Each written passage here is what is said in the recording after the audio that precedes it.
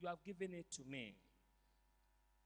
So because Jesus also is concerned, 25, verse 45. Matthew chapter 25, Jesus himself was speaking to us in that place. He said, then shall he answer them, saying, verily I say unto you, inasmuch as ye did it not to one of the least of these, ye did it not to me.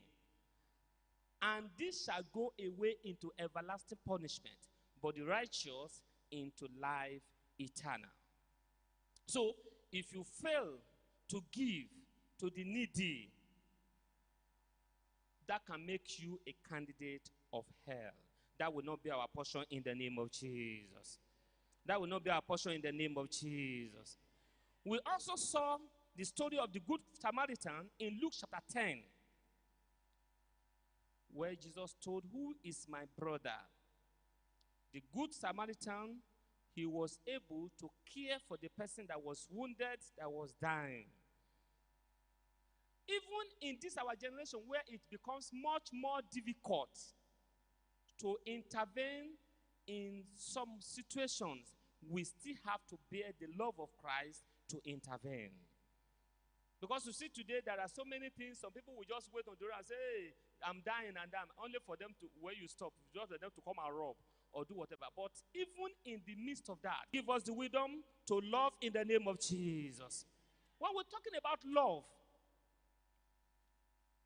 that is born out of giving, he's talking about caring for an individual, not expecting reward from anybody, as we are doing it unto God. It's different from the word in terms of the word.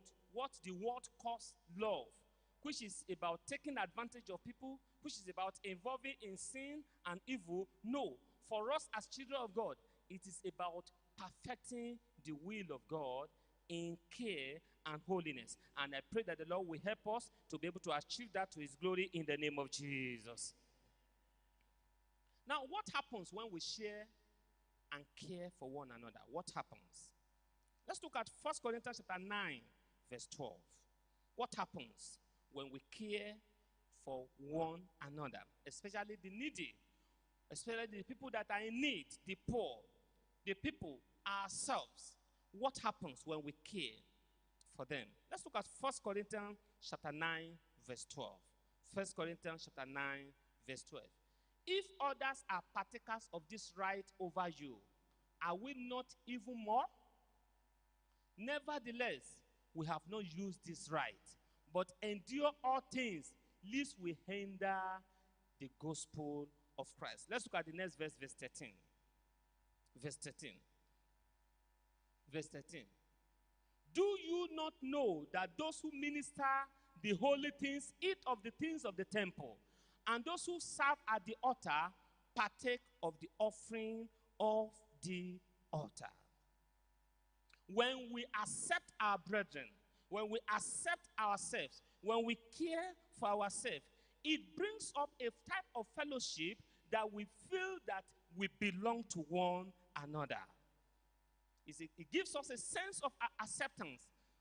Thank God we have our daddy, we have our daddies in our midst that is just coming in. At this time is also a time for us to open up our minds, to receive, to give, to be supportive, to even to the brethren, to all of us, to be sure that we are mutually supportive to one another. What happens? Number 2, when we share with the brethren. When we share with the brethren, 2 Corinthians chapter 9, verse 11. 2 Corinthians chapter 9, verse 11. 2 Corinthians chapter 9, verse 11. Being enriched in